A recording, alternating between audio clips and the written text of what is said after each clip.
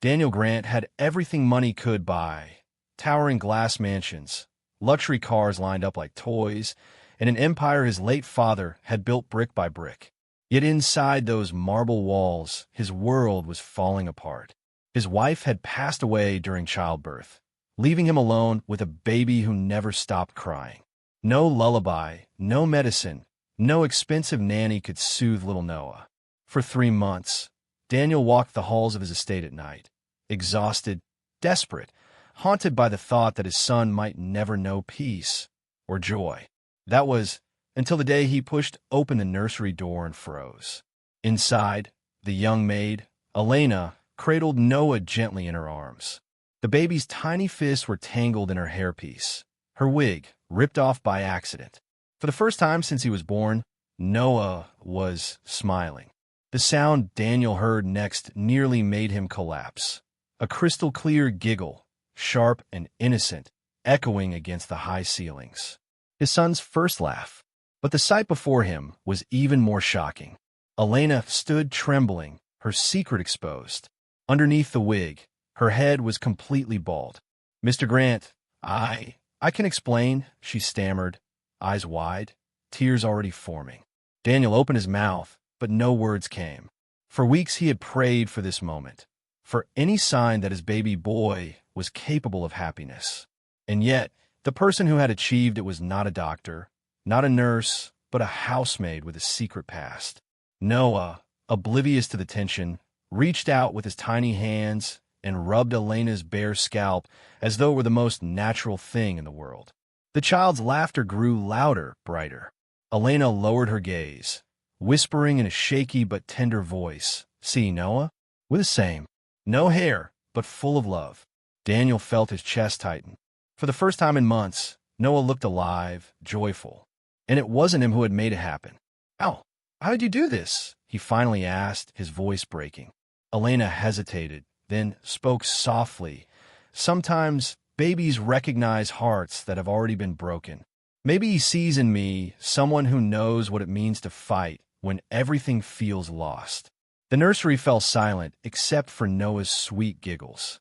And in that silence, a storm began to brew.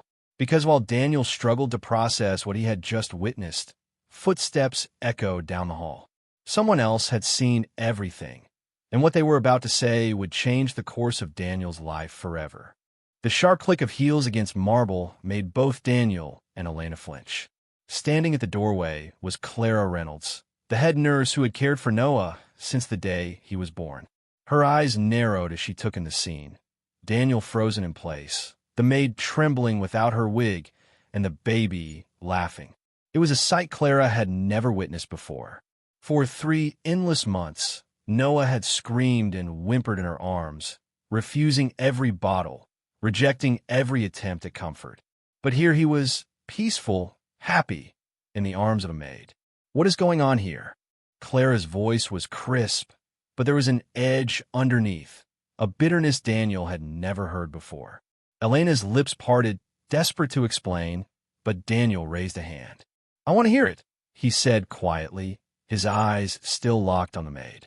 Elena swallowed hard. Her hands trembled as she stroked Noah's back, but her voice carried a quiet strength. "A year ago, I was diagnosed with leukemia," she admitted, her eyes glistening. 6 months of chemo. I lost my hair, my weight, my strength. Some days, I didn't think I'd make it." Clara stiffened at the word leukemia. "But you survived?" Daniel asked softly. Elena nodded. 6 months ago, the doctors declared me cancer-free. I came here because I needed a fresh start. But I hid the truth because," she glanced at Clara, then back at Daniel, "because people don't trust survivors like me. They see sickness, weakness, even when it's gone." For a moment, Daniel was silent. His gaze flicked to Noah, who was now resting peacefully against Elena's chest, a faint smile still painted on his tiny face. "Why didn't you tell me this in your interview?" Daniel asked, his tone softer now. "Because you never would have hired me," Elena whispered, lowering her eyes. No parent wants their child near someone who once stared death in the face. Clara's jaw tightened, her fists curling at her sides. She took a step forward. "Mr. Grant, this is highly irresponsible." She withheld vital information. Who knows what else she's hiding? Daniel turned sharply, his patience fraying. Clara, stop. But Clara's gaze remained locked on Elena, filled with something darker than concern. Jealousy. Possessiveness. Elena shifted uncomfortably, hugging Noah a little tighter as if sensing the change in the air. Mr. Grant, you need to understand, Clara pressed, her tone deceptively calm. Babies are fragile. They don't need exposure to secrets or instability. Noah stirred at the harshness in her voice, whimpering softly. Elena immediately began humming, a simple lullaby. Instantly, the child's cries melted into silence. Daniel's breath caught. For months, he had been drowning in helplessness, unable to comfort his own son. And now, before his eyes, this fragile woman, this survivor, had done the impossible. Elena, he whispered, shaking his head in disbelief. You've been here only 2 weeks, and already, you've given him more peace than anyone else. Clara's face hardened, her voice dripping with venom she couldn't hide anymore. She's not a miracle, Daniel. She's a liar, and liars destroy families. The room grew heavy with silence. Noah's tiny breathing was the only sound. Elena lifted her gaze, her eyes steady now despite the tears. Sometimes the truth finds you, even when you've tried so hard to hide it.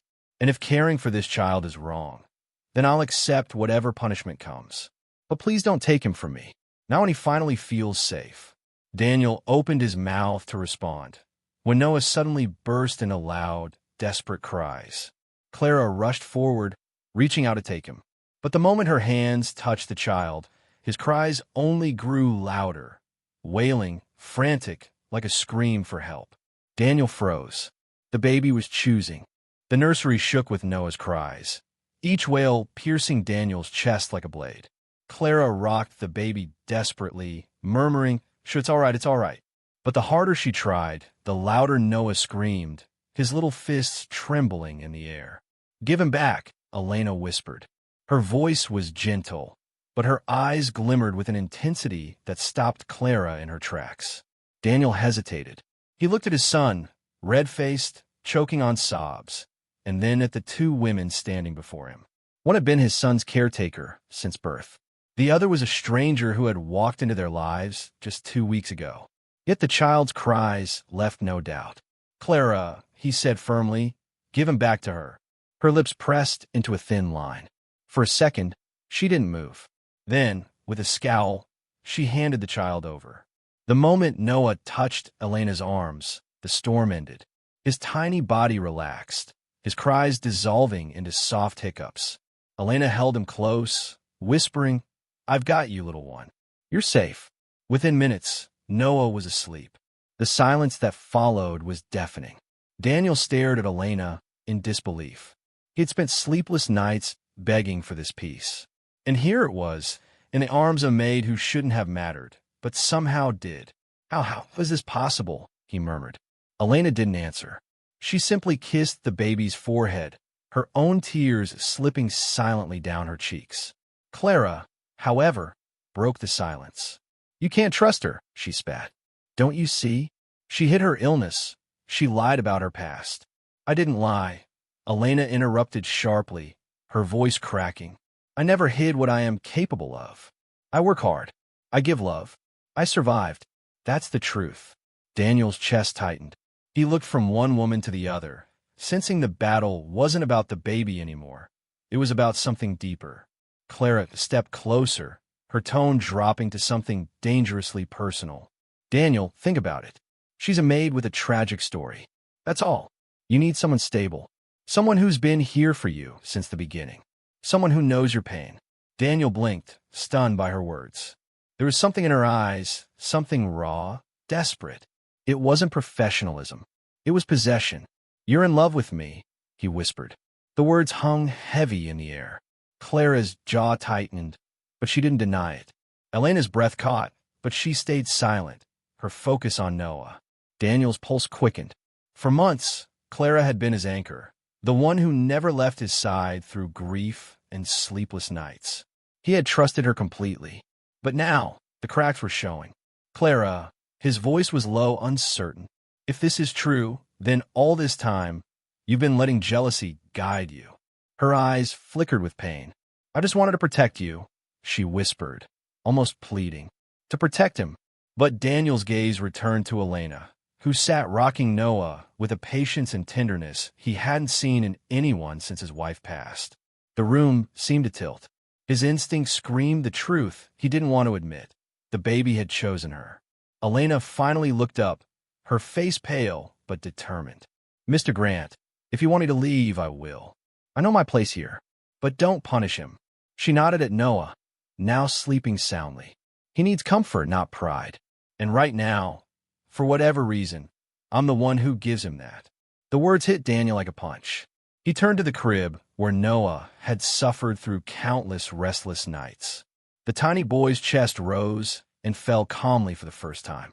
I don't understand it, Daniel muttered, half to himself. But I can't ignore what I see with my own eyes.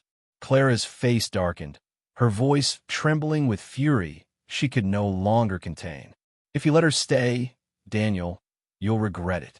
She will destroy everything. People like her always do. But even as she spoke, the soft sound of Noah's breathing filled the air, a reminder of who truly held the power in that room. And in that fragile silence, Daniel realized something terrifying. The war for his son's future had just begun. The mansion felt heavier in the days that followed. Clara lingered like a shadow, her eyes following Elena wherever she went. The staff whispered in corners, uncertain whom to trust. And Daniel, though outwardly calm, carried the weight of a man torn between logic and instinct. Every night, Noah cried until Elena sang. Every morning, Daniel found himself listening at the nursery door, mesmerized by the fragile harmony between maid and child. Yet with every smile Noah gave her, Clara's resentment grew. It was only a matter of time before she snapped. One evening, Daniel returned from a late business meeting to find the house unusually quiet. No cries echoed from the nursery. No lullabies drifted through the halls. Alarm prickled his spine. He rushed upstairs, pushing open the nursery door, only to freeze. Elena sat in a rocking chair, holding Noah against her chest, humming softly. The baby was fast asleep, his tiny hand curled around her finger. But she wasn't alone. Clara stood in the corner, arms crossed, her face twisted in fury. Do you see what's happening, Daniel? She hissed. She's replacing you. Replacing her. Elena looked up, startled, but her voice stayed calm. I'm not replacing anyone. I'm just giving him comfort. Clara stepped forward, her voice rising. You think I don't see it? The way he stops crying for you. The way Daniel looks at you. You've manipulated both of them. Enough. Daniel's voice cracked like thunder. His fists clenched at his sides. Clara, that's enough. But she didn't stop. Her eyes brimmed with tears, her voice trembling with rage. Do you even know who she really is? She lied about her health. She lied to all of us. And you're falling for it. For her. Daniel's chest heaved, torn between anger and disbelief. But before he could answer, Elena stood slowly, still cradling Noah. I hid my sickness because I didn't want pity, she said softly, her voice breaking. Because I didn't want doors slammed in my face. But I never lied about my love for this child. That you can't fake. Her eyes locked on Daniel's, shimmering with an honesty that left him breathless. And then the unthinkable happened. From Noah's lips came a sound so faint, so fragile, that Daniel almost thought he imagined it. A soft murmur. The room froze. Elena's arms stiffened, her eyes widening as tears spilled freely.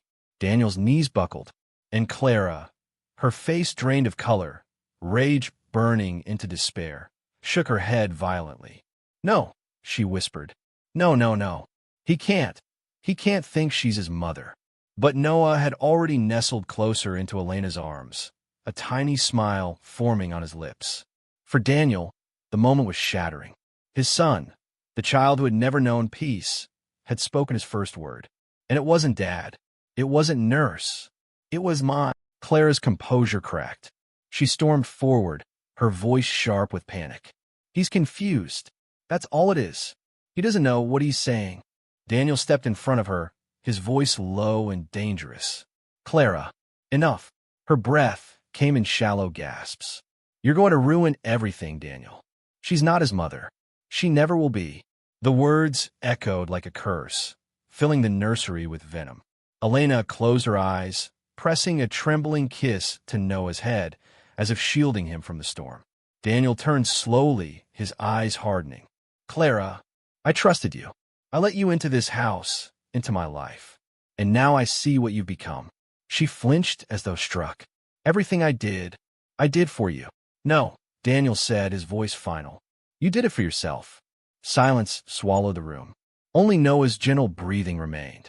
Clara's face twisted with a cocktail of grief, anger, and desperation. She took a step back, her chest heaving.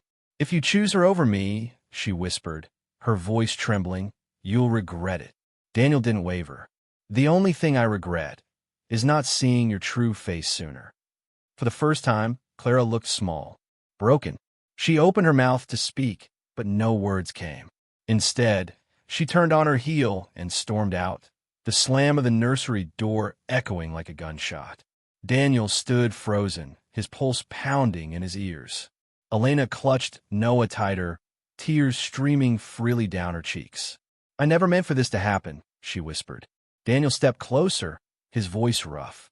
Neither did I, but maybe it was always meant to be. And as Noah slept peacefully in her arms, Daniel knew one truth with chilling clarity. The battle for his son wasn't over. It had only just begun. The mansion was quiet again, but this silence was different, no longer heavy, no longer suffocating. It was the silence of peace. Daniel stood in the doorway of the nursery, watching as Elena gently laid Noah in his crib. The baby stirred, let out a soft sigh, and then curled into the blankets with a tiny smile. For the first time in months, Daniel's heart felt lighter. He stepped closer, his voice low. Do you realize what you've done for him? For me? Elena turned, startled by the softness in his tone. I didn't do anything special, she whispered. I just loved him. Daniel shook his head. That's exactly what's special. Love is the one thing money can't buy. And you gave it to him freely. For a long moment, they stood in silence, the weight of unspoken words thick in the air. Then, slowly, Daniel reached out and touched Elena's hand. You don't have to be afraid anymore, he said gently. Not of your past, not of being judged, not here, not with us. Her eyes shimmered, her lips trembling. Why would you say that? Because, Daniel answered, his gaze steady. I've been lost since the day my wife died. I thought nothing could heal the emptiness inside this house. But then you came, and suddenly my son is smiling. Suddenly, there's laughter again. Tears slid down Elena's cheeks, but this time they weren't from fear, they were from hope. Daniel took a deep breath. I don't know what the future looks like, but I know this, Noah needs you. And if I'm honest, so do I. Elena's chest tightened, her heart pounding so loudly she was sure he could hear it. Are you saying? He smiled faintly, for the first time in a long time. I'm saying that maybe we can build something together. Not just as a maid and her employer, but as a family. Elena's breath caught. For a moment, she couldn't move, couldn't speak. Then she looked down at Noah, sleeping peacefully between them. She brushed a hand across his tiny cheek and whispered, if this is what family feels like, then yes. I like that. Daniel's hand tightened around hers, steady and warm. The past, the pain, the secrets, the doubts seemed to dissolve into the night air. Down the hall, a door creaked faintly. Somewhere in the shadows, Clara's absence still lingered, a reminder that battles fought in silence can leave scars. But inside that nursery, none of it mattered. Because for the first time since tragedy struck, Daniel, Elena, and Noah had found something stronger than fear. They had found each other.